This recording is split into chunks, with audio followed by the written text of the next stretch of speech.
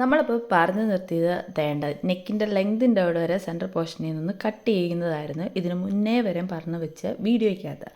ഇനി അതിൻ്റെ ബാക്കിയായിട്ട് വേണ്ട നമ്മുടെ നെക്കിൻ്റെ വിഡ്ത്തിനും ലെങ്തിനേക്കാളും കൂടുതലായിട്ട് വരത്തക്ക രീതിയിലുള്ള ഒരു മെറ്റീരിയൽ, അതായത് നമ്മുടെ മെയിൻ ക്ലോത്ത് തന്നെ ഒന്ന് കട്ട് ചെയ്തെടുക്കുകയാണ് ചെയ്യുന്നത്. അതൊന്ന് ക്യാൻവാസയിലോട്ട് ഒന്ന് അയൺ ചെയ്ത് സ്റ്റിക്ക് ചെയ്തെടുക്കുകയും കൂടെ ചെയ്യണം.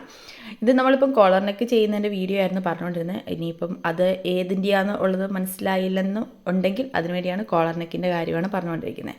അപ്പോൾ അത് സ്റ്റിക്ക് ചെയ്തെടുത്തിട്ടുണ്ട്. അതിനുശേഷം നമുക്ക് ഇപ്പം ലൈനിങ് വെക്കുന്നുണ്ട്. അതാണെങ്കിൽ നമ്മൾ നെക്കിൻ്റെ ഉള്ളിൽ തിരിച്ച് മറിച്ചടിക്കുന്നില്ലല്ലോ, അതുകൊണ്ട് തന്നെ നമ്മുടെ മെയിൻ ക്ലോത്തിൻ്റെ അകവശം ഉണ്ടല്ലോ അവിടായിട്ട് നമ്മുടെ ഈ ലൈനിങ് കറക്റ്റായിട്ട് ഒന്ന് വെച്ചിട്ട് ആ ലൈനിങ്ങിൻ്റെ നെക്കിൻ്റെ അവിടവും കൈക്കുഴിയുടെ അവിടവും ഒന്ന് സ്റ്റിച്ച് ചെയ്തെടുക്കുന്നുണ്ട്.